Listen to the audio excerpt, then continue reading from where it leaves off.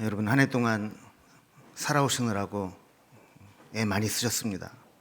수고 많으셨습니다. 이제 얼마 후면 이제 새해가 됩니다. 보통 사람들은 해가 바뀌고 새해가 될 때 마음에 든 소원을 한번 빌어보죠. 여러분은 새해에 어떤 소원을 품고 시작하십니까? 새해에 드리는 재미있는 기도문이 있어서 여러분께 한번 소개를 합니다. 주님, 새해에는 뚱뚱한 지갑과 날씬한 몸매를 주세요. 지난해에도 이 기도를 드렸는데 주님께서 거꾸로 주셨어요. 올해는 뒤바뀌는 일이 없도록 잘 좀 적어 놓으세요. 제발요. 아마 우리 초신자 젊은이들이 한 기도문 같습니다. 여러분 어떤 기도를 하고 해마다 새로운 마음을 갖는지 한번 점검해 보면 좋겠습니다. 빌립보서 2장 13절에 보면 너희 안에서 행하시는 이는 하나님이시니 자기의 기쁘신 뜻을 위하여 너희에게 소원을 두고 행하게 하시나니 그랬습니다. 하나님은 우리에게 하나님의 뜻에 기쁘신 뜻, 소원을 갖게 하시고 그 소원을 이루도록 행하시는 분이다 이렇게 말씀합니다. 그 소원을 품는 게 중요하죠. 아무런 소원도 없고 기대도 없고 바라는 것도 없으면 아무것도 이룰 게 없습니다. 근데 하나님께서 하나님의 자기의 깊으신 뜻을 우리에게 소원으로 주시는, 그래서 우리가 소망을 품고 비전을 품고 소원을 품는 것, 이것이 중요합니다. 자, 그리고 그 다음에 중요한 게 뭐냐면 그 소원을 이루도록 우리가 행하지 않으면 그 소원은 그냥 개꿈이 되고 맙니다.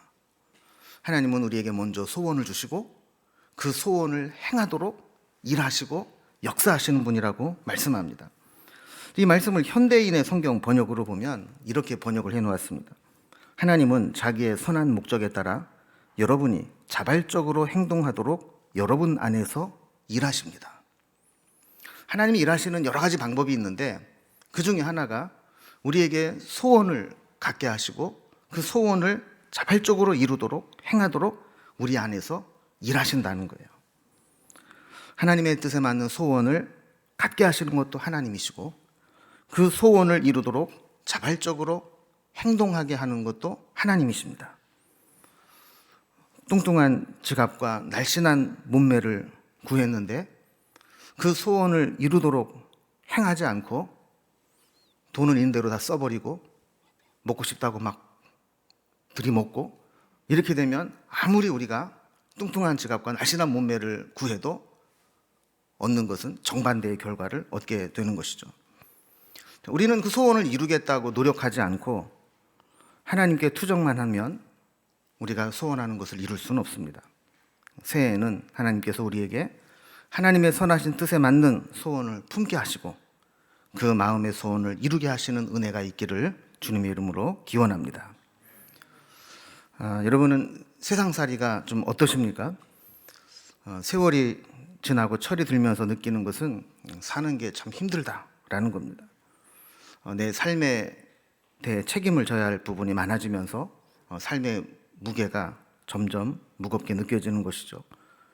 세상이 또 내 마음대로 되질 않습니다.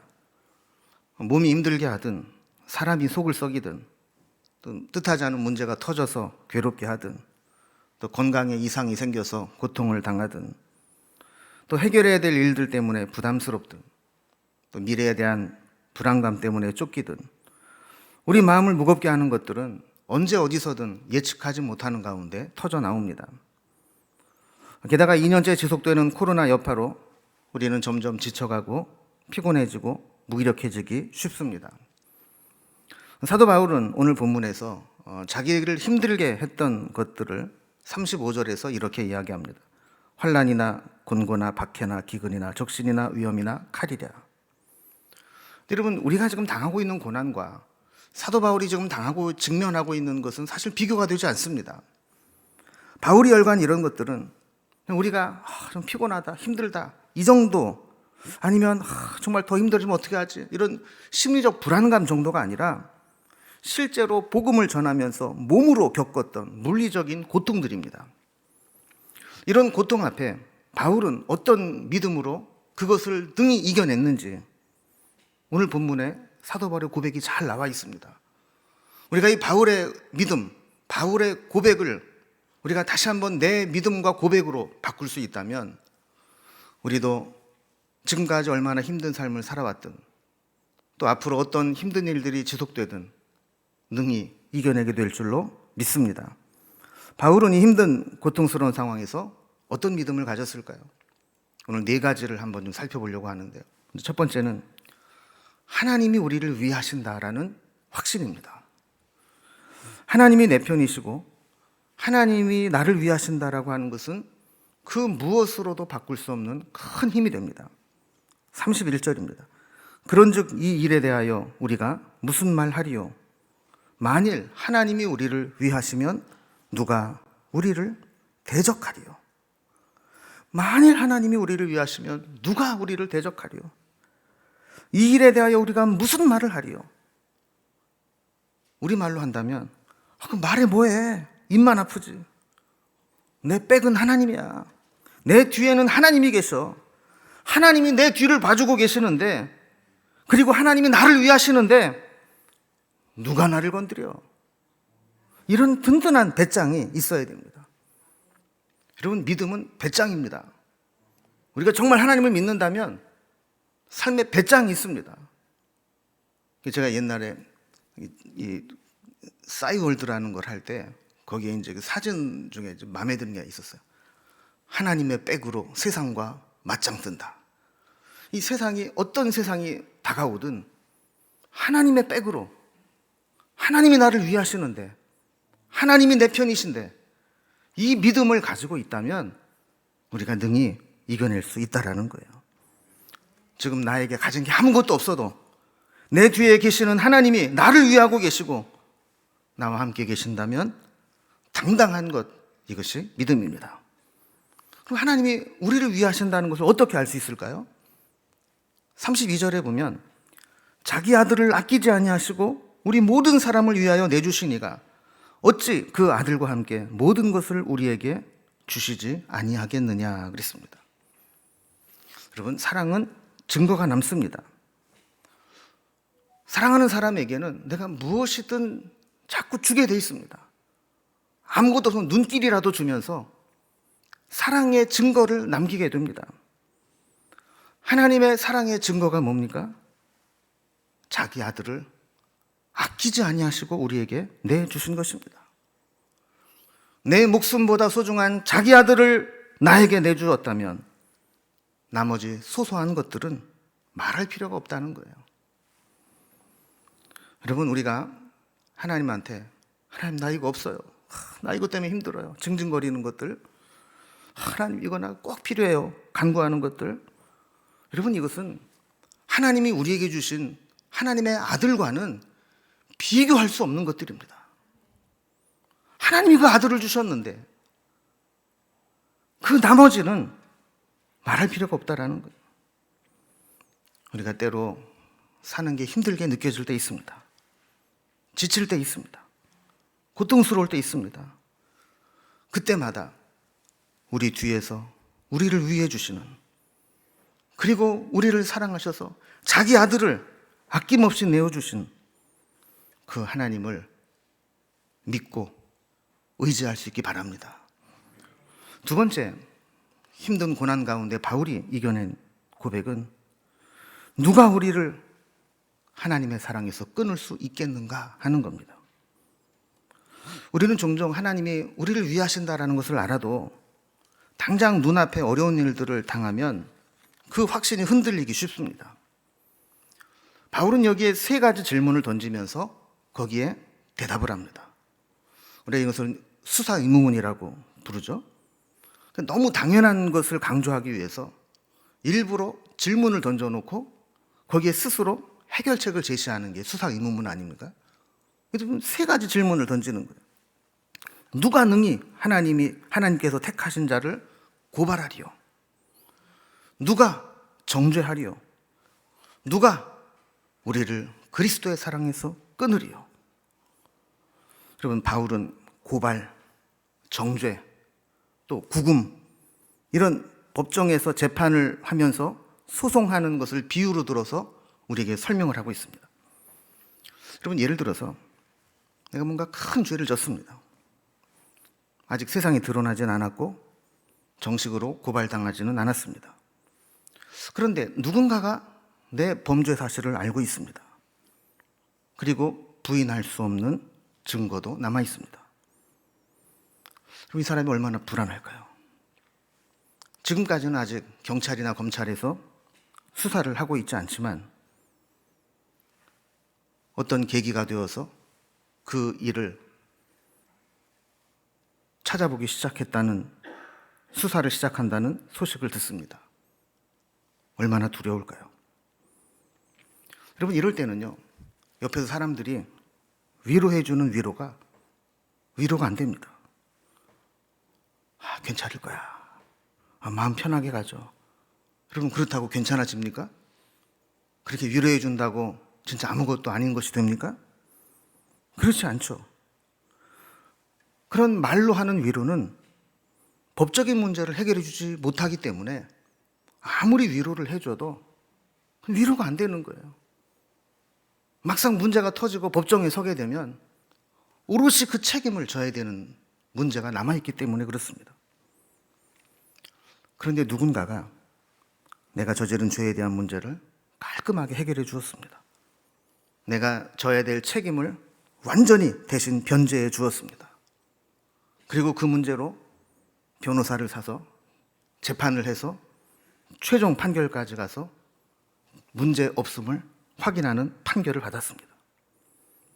그렇다면 그때부터는 두려움을 가질 필요가 없는 거죠. 의롭다 하시는 이는 하나님이시니, 대법원의 최종 판결을 가지신 하나님께서 의롭다 판결함을 내리셨다라는 거예요. 죽으실 뿐 아니라 다시 살아나신 이는 그리스도 예수시니, 설령 내가 감당해야 될 처벌이 남아있다 할지라도 그 형벌을 대신 다 치르고 죽으신 분이 계시니, 내 모든 죄가를 그리스도께서 죽으심으로 다 변제하셨으니 이제 모든 사건은 종결된 것입니다. 그리고 그분이 우리를 위하여 간구하십니다. 그래서 우리는 어떤 상황이 와도 다시 그 재판을 한다 할지라도 재판을 뒤집을 수 없고 번복할 수 없고 재판에서 질 수 없는 겁니다. 그것이 우리를 사랑하시는 하나님께서 그 아들을 보내어 우리를 위해 이루어 놓으신 것이고, 그 사랑에서 우리를 끊을 수 없다라는 거예요. 우리도 어떤 문제가 있든지 하나님께서 다시는 누구도 우리의 문제를 다시 건드리지 못하도록 붙잡아 주시는 사랑이 있음을 분명히 믿고 믿음으로 이겨낼 수 있기 바랍니다. 세 번째, 사도 바울은 어떤 어려움이 와도 넉넉히 이긴다라고 하는 믿음을 가지고 있습니다. 여러분, 우리가 웬만하면 재판을 하면 안 된다 그런 얘기를 해요. 왜냐하면 설령 재판에 이겨도 이게 몇 년 갈지 모르는 거고, 재판을 치르는 사이에 온갖 진이 다 빠지는 거예요. 그리고 재판 비용으로 많은 비용들을 쏟아내야 됩니다. 그래서 확정 판결을 받는다 할지라도 그 과정에서 겪는 고통이나 피곤함은 이루 말할 수가 없는 겁니다. 우리도 마찬가지입니다. 하나님이 우리를 위하시고 그 사랑에서 끊을 수 없는 사랑으로 우리를 최종 판결을 내려주신다 할지라도 우리가 살아가면서 느끼는 삶의 무게는 여전히 위협적일 때가 많습니다. 바울은 36절에서 시편 44편 22절의 말씀을 인용합니다. 우리가 종일 주를 위하여 죽임을 당하게 되며 도살할 양같이 여김을 받았나이다 함과 같으니라. 그럼 우리 현실이 어떻다는 거예요? 도살장에 끌려와서 죽임당함을 기다리는 그 양과 같이 그 어떤 저항도 할 수 없고 그냥 죽이면 죽을 수밖에 없는 그런 상황 가운데 있을 때가 있다라는 거예요. 만약에 하나님이 우리를 위하지 아니하시고 하나님이 우리를 사랑하지 않으시면 그냥 그렇게 죽음을 기다리고 있다가 죽음으로 끝나는 상황이라는 것이죠. 그런데 37절을 보면 역전의 역사가 나타납니다. 어떤 역전이 일어납니까? 그러나 이 모든 일에 우리를 사랑하시는 이로 말미암아 우리가 넉넉히 이기느니라 그랬습니다. 치열하게 싸우다가 겨우 이기는 그런 정도가 아니라 넉넉히 이긴다는 거예요. 그 어떤 상황에서도 심지어 도살할 양처럼 느껴져도 하나님이 우리를 사랑하시기에 우리는 이 사랑을 힘입어 넉넉히 이겨낸다고 선언하는 것입니다. 여러분, 하나님이 그 믿음을 가진 사람을 보실 때 얼마나 마음이 기쁘시겠어요. 야, 정말 저렇게 도살당할 양처럼 저 힘든 상황 가운데 있지만 나는 하나님의 사랑으로 인해 넉넉히 이길 거야. 이런 믿음을 선포하고 하나님의 역사하심을 기다리는 사람을 본다면 하나님이 얼마나 사랑하시는 마음이 더 생기겠어요. 여러분, 우리도 새해에 그 하나님의 사랑으로 말미암아 넉넉히 이겨내는 은혜가 있기를 바랍니다. 마지막 네 번째로 사도 바울은 그리스도 예수 안에 있는 하나님의 사랑을 확신한다 그랬어요. 그럼 믿는 것도 여러 종류가 있습니다. 확신하는 믿음이 필요합니다. 믿음의 최고의 절정은 하나님의 사랑에 대한 확신입니다. 38절에 보면 내가 확신하노니 이렇게 시작을 했고, 무엇을 확신하는가? 39절 마지막에 보면 우리 주 그리스도 예수 안에 있는 하나님의 사랑에서 끊을 수 없으리라. 우리 주 그리스도 예수 안에 있는 하나님의 사랑에서 끊을 수 없다라는 것을 확신한다라는 겁니다. 그 어떤 것도 우리와 하나님의 사랑에서 끊을 수 있는 것은 아무것도 없다라는 것이죠. 여러분, 35절에서는 누가 우리를 그리스도의 사랑에서 끊으리요? 그리스도의 사랑을 이야기했어요. 그런데 39절에서는 그리스도 예수 안에 있는 하나님의 사랑에서 끊으리요. 하나님의 사랑을 이야기를 해요. 여러분, 예수님이 우리를 위하시고 예수님이 우리를 사랑하세요. 뿐만 아니라 예수 안에서 하나님의 사랑도 우리를 끊을 수 없이 붙잡아 매고 계십니다. 그러면서 우리와 하나님 사이를 갈라놓으려고 끊으려고 하는 것들을 이야기합니다.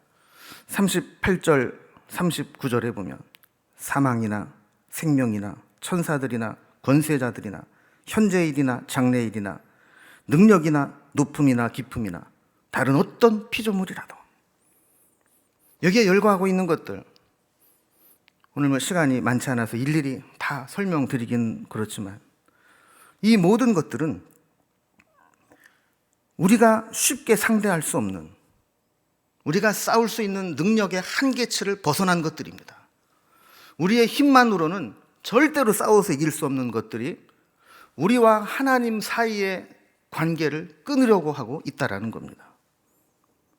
그러나 분명한 것은 제 아무리 가공할 만한 위협을 가한다 할지라도 하나님의 사랑의 방패를 뚫어낼 수 있는 것은 없습니다. 이 세상의 그 어떤 것도 하나님의 사랑을 뚫어내고 우리에게 치명상을 입힐 수 있는 것은 없습니다. 사랑은 고난을 이겨내게 만드는 강력한 힘과 원동력이 됩니다. 여러분, 사랑받고 자라난 아이들은요, 자신감이 있습니다. 사랑받고 자라난 아이들은요, 상처를 받지 않습니다. 사랑받고 자라난 아이는요, 당당합니다.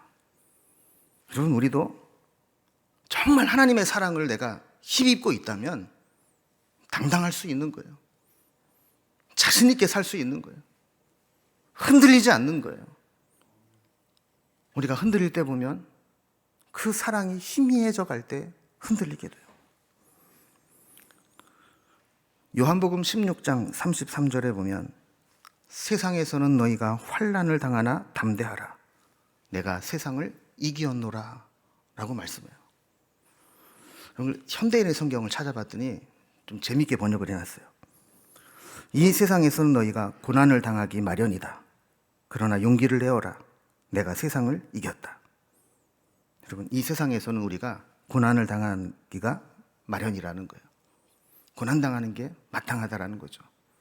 그러나 용기를 내라는 겁니다. 왜? 주님이 이미 이 세상을 이겼기 때문이라는 거예요.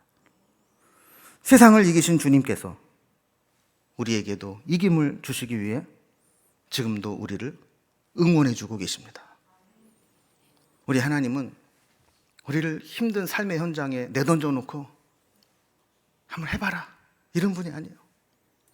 이미 주님이 다 싸워서 이겨놓으시고 그 승리한 자리를 우리가 가서 깃발을 꽂고 나머지 싸움을 싸우면서 이겨내도록 힘을 주시고 응원하시는 분입니다. 주님의 사랑의 응원을 기억하십시오. 2022년도 어떤 어려움이 오더라도 하나님의 사랑, 끊을 수 없는 사랑, 확신하는 넉넉히 이기게 하시는 사랑, 그 사랑으로 우리를 늘 응원하고 계시는 주님을 기억하면서 이겨내시기 바랍니다. 2020년 처음 코로나가 우리나라에서 시작되었을 때 우리는 그런 기대를 가졌어요. 지금 열심히 백신을 만들고 있다고 하니까 이제 백신이 나오면 코로나가 끝나겠지.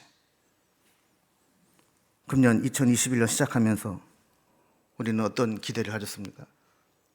그래, 백신만이 유일한 해결책이야.